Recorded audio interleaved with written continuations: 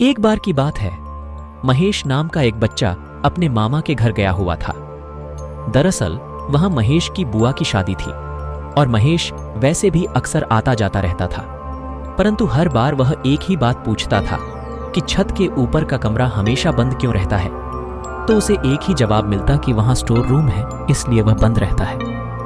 पर आप सभी यहां एक बात याद रखना कि बच्चों को जिस बात के लिए मना करोगे वो उस बात को जरूर करेंगे। घर में शादी का अवसर था और अक्सर ऐसी परिस्थितियों में सोने की व्यवस्था थोड़ी अलग करनी पड़ती है। गर्मी के दिनों में महेश ने पहली रात तो जैसे तैसे गुजर ली, परंतु उसका मन तो अभी भी वहीं था। ऊपर का कमरा खुला होता तो वह वहां अपने दोस्तों के साथ सो जाता। अगले दिन मामा को किसी काम से बाहर जाना था।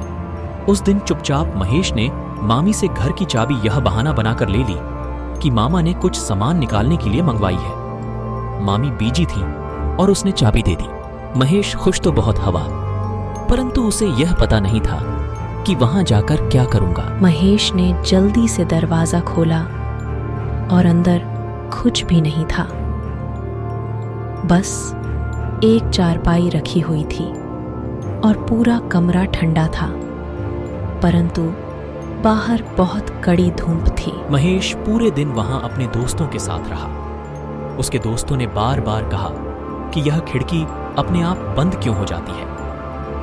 धीरे धीरे रात होने लगी। महेश यह देखने के लिए नीचे गया कि उसके मामा को पता तो नहीं चल गया, पर उसके मामा तो मेहमानों में व्यस्त थे। महेश अपने दोस्तों के साथ वहीं सो गया। नींद आने के पश्चात कुछ देर तो सब कुछ शांत था, परंतु कुछ देर पश्चात किसी ने उसकी चादर फिर से खींची और उसकी पांव की अंगुलियों को इतनी जोर से दबाया कि उसकी अंगुली ही टूट गई हो। महेश बोलता रहा, प्लीज मुझे सोने दो। तभी उसके चेहरे के सामने एक सफेद परछाई आई। वह अचानक चिल्लाया।